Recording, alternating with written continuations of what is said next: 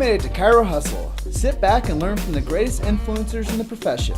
This week's episode is brought to you by Clothes for Chiro, Dr. Barbara Eaton's 56-day chiropractic bootcamp, MoveWell University, the Black Diamond Club, Legacy Wealth Management, Posture Screen, Dr. Alok Trivedi, Universal Traction Systems, Vantage Point Marketing, Element Mattresses, Imaging Services, Zinget Solutions, Chiro Thin, Dr. Peter Goldman's Zone School of Healing, and Everest Chiropractic Bootcamp. Let's hustle. Hey guys, welcome to episode 67 of Chiro Hustle. I'm your co-host Luke Millette. Here's your host, Jim Chester.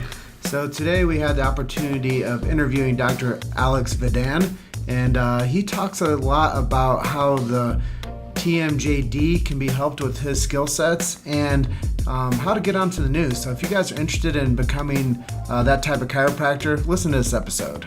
So Dr. Alex, tell us your chiropractic story and what influenced you to become a chiropractor.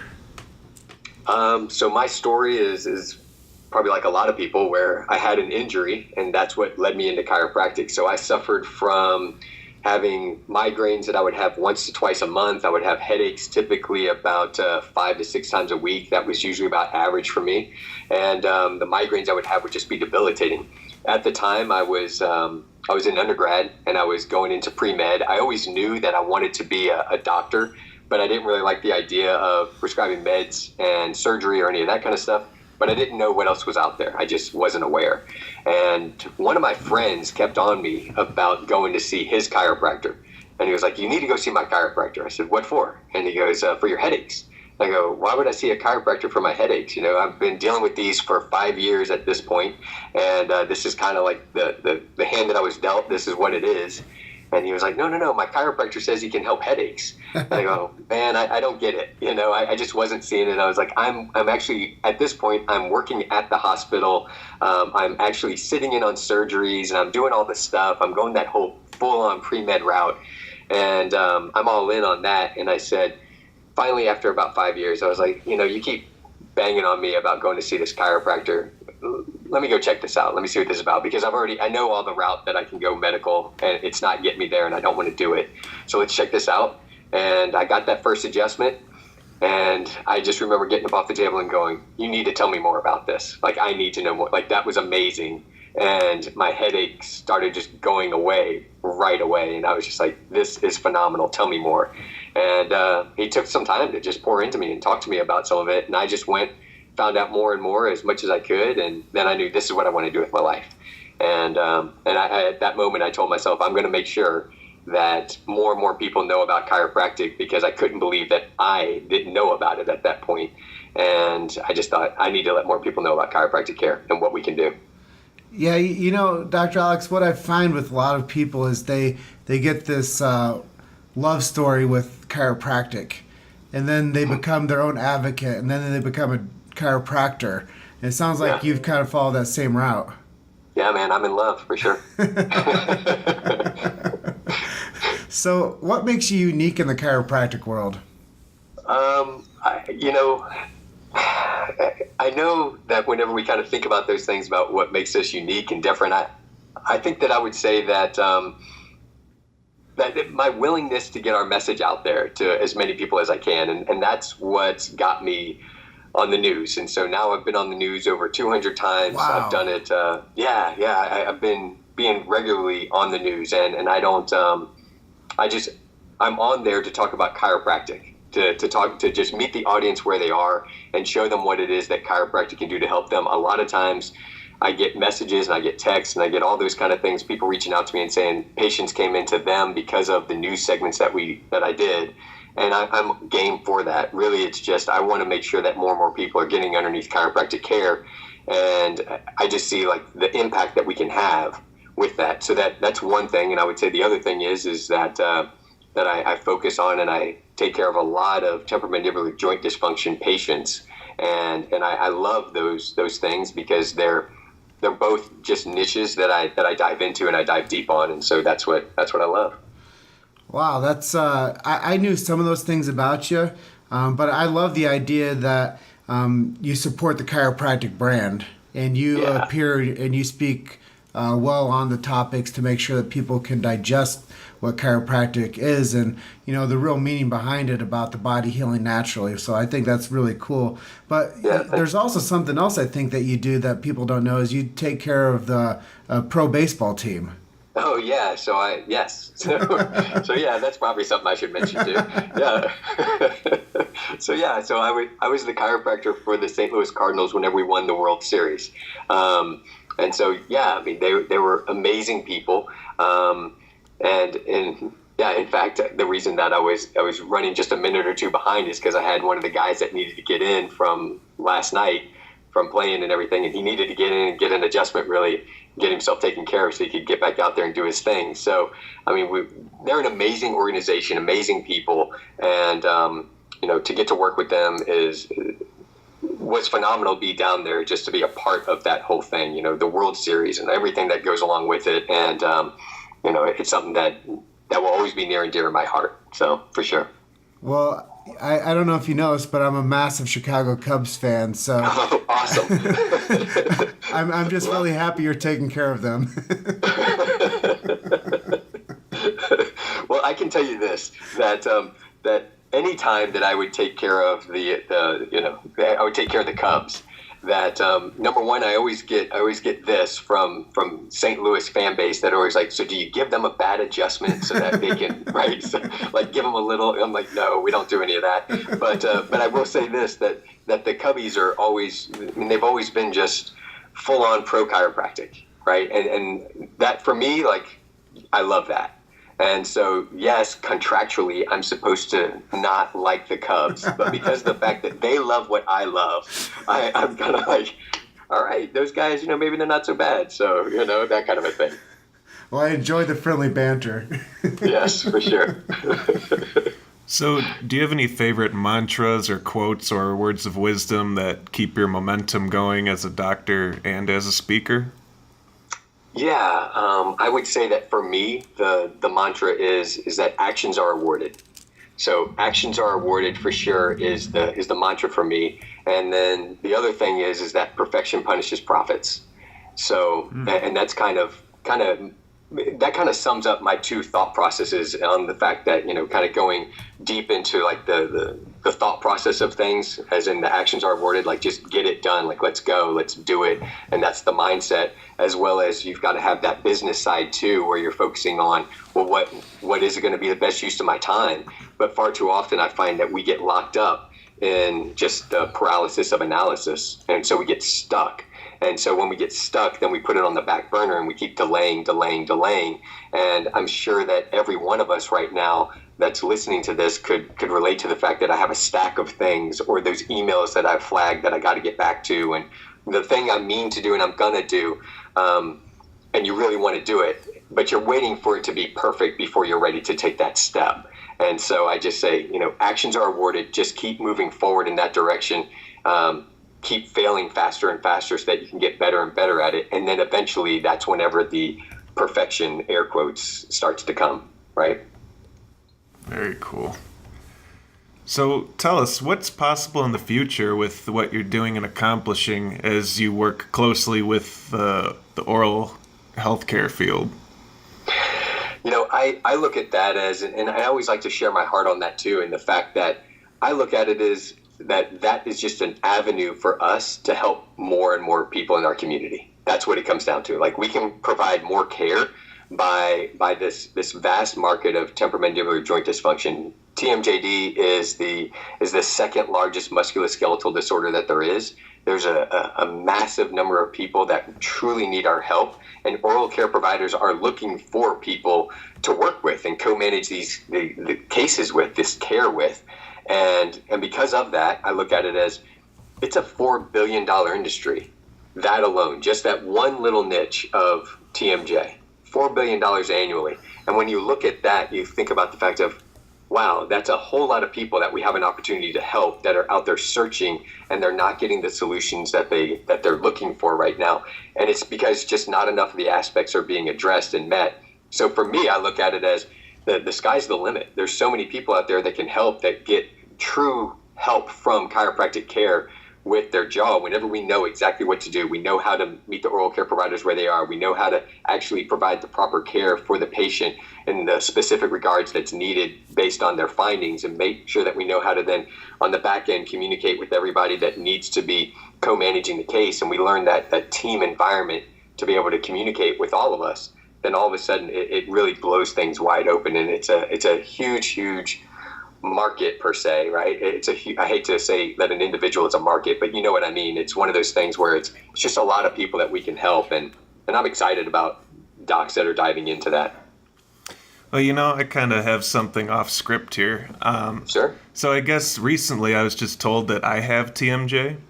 Yeah. And it never really gave me any problems until I was made aware that I have TMJ. Right. So it's like one of those mental things. Sure. So do you think... Go ahead. Say again? No, please go right ahead.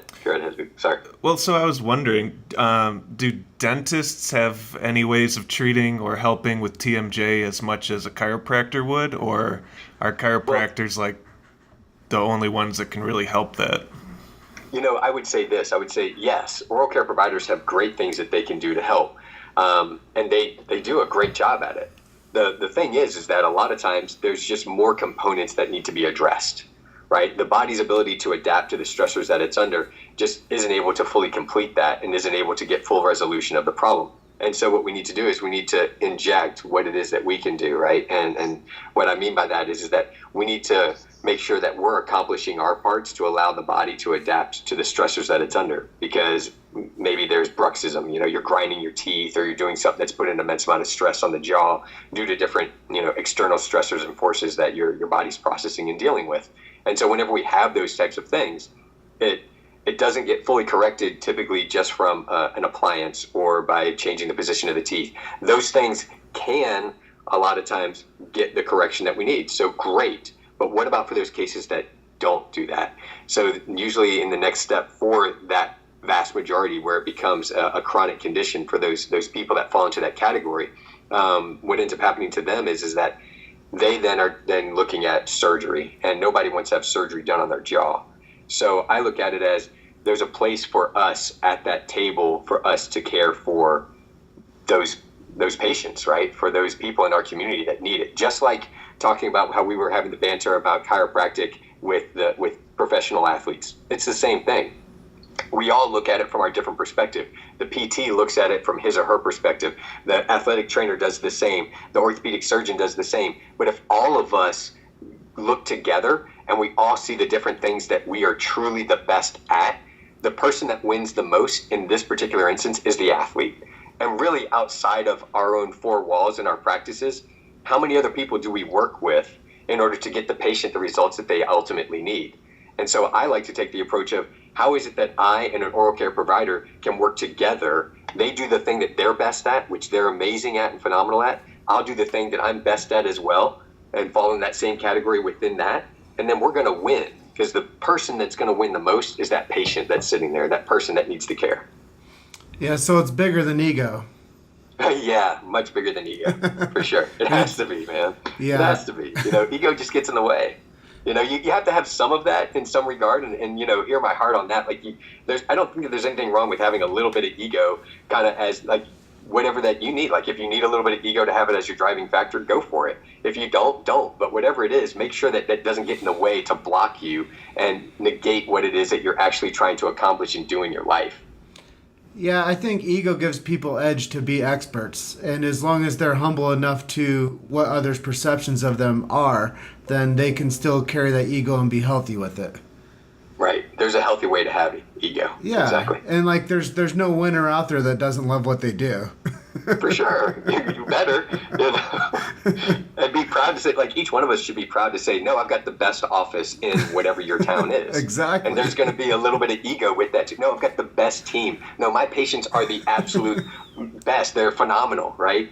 Nobody goes, I want to go to see the 32nd chiropractor in my town. They say, I want to see number one, right? And that comes back to ego too. There's nothing wrong with that. So, but healthy ego is optimal. Yeah, of course. And something I know that you've done also is you've trained people how to work with the oral profession, and I know that you've helped chiropractors develop their skill sets with helping with the TMJD symptoms. I know we'll ask for assets later on in the interview, but what does it look like when somebody works with you and gets on board and learns how to do this, and how does it help their chiropractic career? Yeah, great question. I would say that what it looks like with me is that we do training, right? So we have them come and we do training to where we're going to show them hands-on, like one-on-one. I even have it to where in the vast majority of the seminars that I put on, I have another oral care provider that's there that shares their input with you too, so that you can hear directly from them, like, this is what we do, and this is why we need to work with you as the chiropractor. And then you learn the languaging to meet them where they are, right? So we could definitely go, and we could go to anybody out there, and we can beat them over the head with our philosophy and our tick and everything that we have, which is great to have. Like, you've got to have that in your heart and soul. There's nothing wrong with that. But at the same time, when you're working with other professionals, we need to meet them where they are first, and then show them what it is that they could have. And so that's what I teach. I teach them, look, when you're having that communication, this is the way it looks. This is what it looks like. Then from there, it's now we've built up the trust and the rapport to then have them trust you to start sending patients over to you. Once you do that, then this is how you actually care for those patients. So it goes from here's the marketing to here's the actual care and the protocols and the strategies that you're going to use in order to implement that in your office and make sure that it's highly efficient and flows really well. The way that I teach it, we trim all the fat. So everything's down. It takes 30 to 60 seconds at most with the additional whatever you do in your practice. So to be able to do that, it's very, very seamless. Like, we don't have time to take, 20 minutes with somebody and that, and I'm sure nobody listening has that kind of time in their practice either. So I want to show them the most efficient way to do that. Then on the back end, we continue to give them support too. So, and just support because new things are always coming out. Like, I just did a webinar for my guys last night just showing, hey, these are the newest, latest, greatest things that are going on right now in TMJD that you need to know so that you can best communicate with your oral care providers and be ahead of the curve. That's awesome. And when somebody starts to have some type of a condition where they need care for this, what does the typical protocol look like for somebody getting care for TMJD? Or is there no real one-way approach? I'd like to say that there's a one-way approach, but there's really not, because it just depends on what that patient presents to you with at that moment and what we're dealing with as far as their history goes and what it is that's happening there. We have different protocols based on their different findings, so I have different classifications that I've developed so that we can all speak the same language. That's awesome. That anybody that's gone through my program, so we can speak the same language. So we've got 4 different classifications that we can say, well, they fell into this category, so that means that the likelihood is that this is what's going to happen, and this is what we see as the results that happens with that too. And they get the results, they get the results, which is what we want. So where do you see the chiropractic profession heading in the next 20 years or so? I'll tell you this. I feel like right now is, and I've heard this over and over and over, but I truly do mean this within my heart. Like, I remember hearing this whenever I was a student, but I truly feel like right now is the best time to be a chiropractor. And I'm going to tell you why. It's because of the fact of things like social media, and it's because of the things like the internet, and it's because of all of that. Because the barriers of entry are so low right now that the ability for us to reach the masses right now, if we take advantage of it right now, are greater than any. Like, this is truly the time to be able to, so for us to be able to say, well, I need to put a commercial on TV, that's going to cost me $20,000 a month to actually get any type of implementation on that, right? For us to be able to do that as a private practice is difficult for most practices to do, or even $10,000 a month to say, I'm going to fork that out. But right now, what you can do is you can use social to get your message out there to so many people. And that doesn't matter. I don't care if you're looking at Facebook, Instagram, LinkedIn, YouTube, whatever you're doing. Like, whatever it is, keep getting your message out there. Because it's truly, at this point, it's David and Goliath. Like, if you think about it, what are some of the major companies that you think of right now? Like Uber. Uber got out there and they were competing against the Goliaths of all the taxi companies. And now you tell me, when you travel anywhere, because you all travel like I do you take a taxi or do you take an Uber, right? Or a Lyft or whatever it is, right? We all take usually the Uber or the Lyft. Same kind of thing. Netflix. When Netflix first came out, the big box, right? Blockbuster, they were huge. They laughed at those guys at thinking about them competing against them. It's the same thing for us right now. hospitals and all of those types of huge organizations that are like that are basically not taking nearly as much advantage of the landscape of what's going on within social media right now that they should be, and they should be diving full in, but they're not. They're holding back, and every now and then you see them kind of tapping into it. The problem is that if we don't get that attention right now and start grabbing onto that, it's gonna be gone because they're gonna grab it. And what's gonna happen is that if we don't get our message out there, then somebody else is gonna grab it because our message is so good. Our message is so solid. It's just we need to get that message out there consistently and persistently. And then the way that I see it is, I'm an optimist at heart. So for me, I see it as the sky's the limit. We just got to keep on making sure that we're doing our part and getting that message out there more and more and more. So reach the masses. You've made it to Chiro Hustle. Sit back and learn from the greatest influencers in the profession. This week's episode is brought to you by Clothes for Chiro, Dr. Barbara Eaton's 56-day chiropractic bootcamp, MoveWell University, the Black Diamond Club, Legacy Wealth Management, Posture Screen, Dr. Alok Trivedi, Universal Traction Systems, Vantage Point Marketing, Element Mattresses, Imaging Services, Zinget Solutions, Chiro Thin, Dr. Peter Goldman's Zone School of Healing, and Everest Chiropractic Bootcamp. Let's hustle. Yeah, I see what you're saying. And, I think that when people consider the opportunities that they have to grow their offices, there's no better time right now than to go digital and to do the ads on all digital platforms and to do Facebook Lives and to, have a YouTube channel and to do the things that are like a little bit time consuming. But like if you follow the right teamwork and strategy, it doesn't all have to lie on the shoulders of the chiropractor either. So understanding that, media is a team effort and it's not just one person's job. But also, a lot of things you said there is the chiropractor has to consider themselves as a media company. And they have to start channeling into these networks. And they might not all be free. I mean, there's times where you spend money to make money. And a lot of times people are like, well, you don't have to spend anything to generate patients. And well, I get that. But if you want to generate more patients, then you have to put a few dollars onto the table. Yeah. And I would say this, just to piggyback on what you're saying there too, a lot of people, they have more time than they actually realize. And so if you want to spend more time than you do money, then start doing that, but really actually utilize the time to put in real solid content, because it's not just about putting something out there. It's got to be good content that you're actually sharing, getting out there. And then eventually those scales will tip, right? Eventually it starts to come, I don't have as much time, but I have more of the money side that I can focus on. So now I'm going to go ahead and I'm going to use that money to now leverage my time so that I'm maximizing that opportunity too. There's so many different strategies you can take with that, but you've got to start somewhere. And if you're just sitting at home and you're complaining about not having patience, but you're not willing to either get outside of your four walls, and you're not also willing to put in the time, effort, and energy that you need to on social and leverage that, then it's really hard to complain. So what are some of your favorite key marketing strategies? Like, how do you push your message to the masses out there? Yeah, so I would say for me, number one is being on the news. And people hear that and like, oh, well, that's easy then, yeah, but that's not all I do, I put out a bunch of videos, I write blogs, I write, I'm constantly doing all that. And a lot of times I am the one that writes it. And I constantly look at these things as opportunities for us to keep leveling up.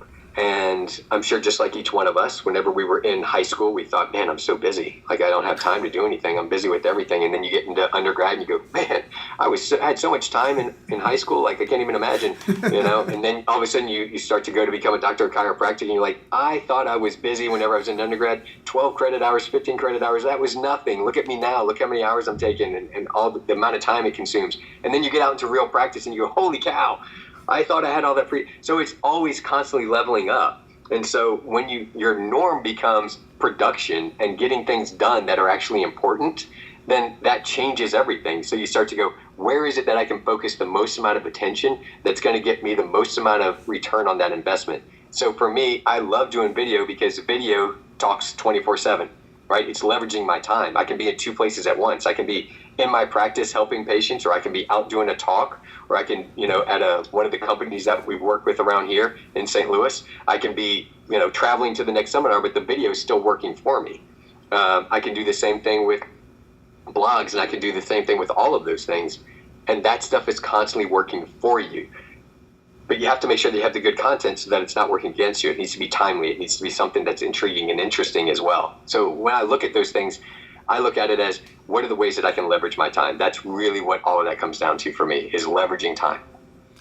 Yeah, I think so much has to do with understanding that you have a vision, but also understanding that you have to have content that supports your vision. And I think that that's been something that I've learned over the years of working more media driven within the chiropractic world is, people will follow you if you have substance. And people will pay you for your knowledge if it has the ability to be actionable. And, positioning yourself as an expert in the field, obviously being on the news won't hurt anyone's career unless it's defaming. Right. Unfortunately, I will say this. I have seen times where I've seen, not people that I've helped, not people that I've coached on being on the news or anything like that, but I have seen times where I've seen a chiropractor or a professional of any kind on the news, and I'll go, they won't be back. It's one of those things where you get one shot, and you get that one opportunity, that one shot to be on the news, and if you mess it up, you've blown it, and that's it. So I kind of look at that is that if you're going to do that, do it right, do it the right way, and make sure that you have the most amount of help and most amount of support on your side as you possibly can to get the most out of it, so that they ask you to come back. Like the one and done, that's like, oh, that's the one adjustment. That was it. That's all you ever need for your whole life. That'll be it. Just the one adjustment. That's all you'll ever need. You're great now. I don't know anybody that can just have the one adjustment, and I feel the same way about being on the news or about any of our health and wellness messages. That it needs to be consistent. It needs to be consistent. The big pharma and hospitals, they understand that, and that's why they're constantly out there in front of their public. They're constantly out there in front of the masses so that they can get their message heard. And when people get onto these platforms, Alex, they're not just becoming a jury of their peers anymore. They're becoming a jury of the public. And absolutely. I think, when people go out there holding their little plastic spine and they talk about ADIO and subluxation, they're missing the message for the people out there in a way, and they have to become more real and approachable and talk about things that people are currently interested in. And I think that talking about posture, talking about things that are like tips for kids for growing, or tips for athletes. I think you have to talk a language that people can digest, knowing that you're the expert. Yeah, and I'll tell you, that language, ADIO, subluxation, all of that, it has its place, and you can weave that into the conversation. It's just a lot of times it's difficult to make it the primary aspect of the conversation right off the bat with working with, let's say, a news station, right? It's hard to introduce that right off the bat. Sometimes it can happen, but it's harder to make that happen. Instead, it's easier to, and it's more palpable and more digestible to talk about things like you just mentioned, right? Things that are timely and things that are consistent and things that are of the right, I call them hooks, that have the right hook right now, that are going to be meaty and they're going to like sink in deep to your audience that go, oh, that's interesting content and information. I want to hear more about that. Let me tune in and listen to this so that I can find out, oh, and that guy, that gal, they're a chiropractor. Great. I want to know more about that. So all of a sudden you get positioned as the expert, and that provides cultural authority. That provides people to have, not just direct referrals, but people that are on TV that we work with, whenever we do that, they're not just getting direct referrals from being on the news station. They're also getting referrals where they can say, not only did she take care of my headaches or take care of my spine and nervous system or take care of my baby's colic or whatever it is, she's also the one that's the expert on XYZ news station. And so it raises up the level of credibility for each one of us whenever we have that opportunity. Without a doubt. And, some of the things you said there for me make me want to ask a couple questions off script. And sure. First one is if somebody wanted to learn how to become a dynamic presenter or speaker, what would you recommend, the 3 steps to doing that? Or where would you send them to learn? Oh, man, that's a great question. I would say the step 1 is start in-house. Literally start inside your own 4 walls. get a group within your own four walls and start working on that right now. Like start working on the people that are, because when we see, like I remember the moment that I was sitting there and I was listening to Pat Gentempo speak, and I remember turning to my wife, who's also a chiropractor, and we were students at the time, and I'm listening to Pat Gentempo speak, and I go, one day I'm going to be on a stage. And I just, like, it gives me goosebumps to talk about it. But I thought, how do I get from here, from a student sitting in this seat, watching this guy who's so dynamic and like I admire so much with the things that he's done and the things that he's done to help so many people in our profession, and look at him and go, how do I get there? And so the steps for me were, if I can start within my practice, within my four walls, I can build that there. And then from there, I can go outside of my four walls into my community and start speaking in companies and start to cut my teeth on that. It's much easier to do that and have those opportunities there and learn how to make that happen. And then go ahead, okay, now I'm going to start getting on stages and I'm going to start sharing that message out from there. You could go straight to the big stages. You could do that. It's just highly unlikely, right? So those things can happen. It's just the chances of that happening are really small because you're competing against a lot of people that have had a lot of years and a lot of time underneath their belt to make it happen. So if you had one piece of advice for another chiropractic entrepreneur, what would it be? Hustle harder.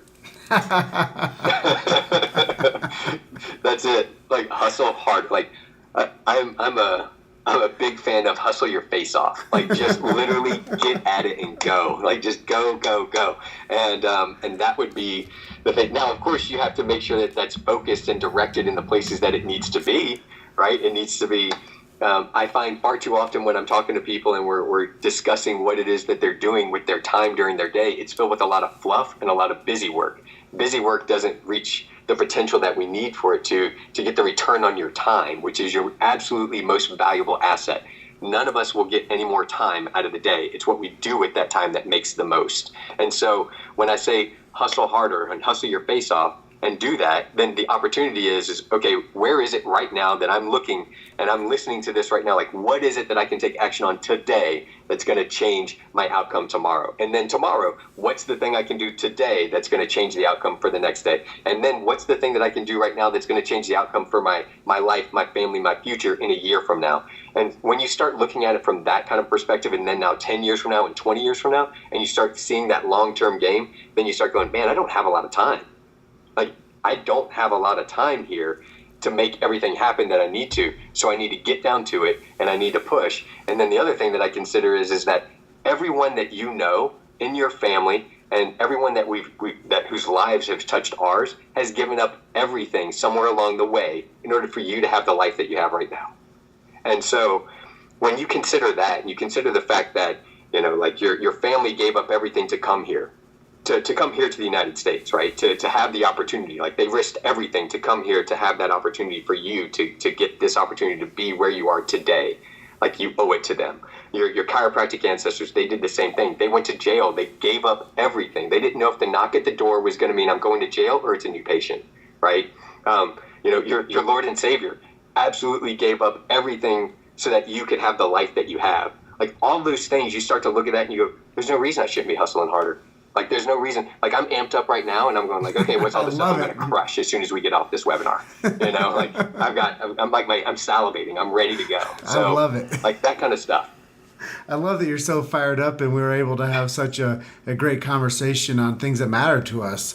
For sure. Me too. I think, you know, that's like the ultimate goal of what we do with Chiro Hustle, is interviewing a lot of people and interviewing the chiropractic story and consistently doing it, delivering good content, talking about these things we've been discussing. And, you know, at the end of this month, in 2 years, we will have done cumulatively around 500 interviews on the chiropractic topic. So when that is awesome. When you say hustle your face off, you're doing it. I think we're embodying that statement. Yes, I love it. And I have to tell you, like, you know, I love what you two are doing for us as the profession, to get that message amplified out there, to just let more and more people know what they can be doing, because I know that it's a lot of hard work.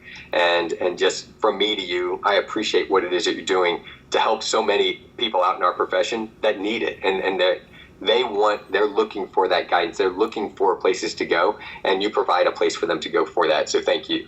Oh man, from the bottom of our heart, it's everybody who listens to us. We're getting 10,000 listens an episode now, and Awesome. just knowing that we're having that kind of creative impact with our talents. A lot of times people say give your three things: time, talent, and treasure. And I think that we embody all that as well, and that's how you get to have the position that we do, is because we looked, Alex, for like where the void was in the marketplace, and we decided where our talents were. And what we did is, the question I asked you is, where should people go and learn how to become really talented at what they want to do? And we looked to Ed Osborne, we looked to Matthew Loop, we looked to how to become podcasters and how to create content and the proper schedule to do it on.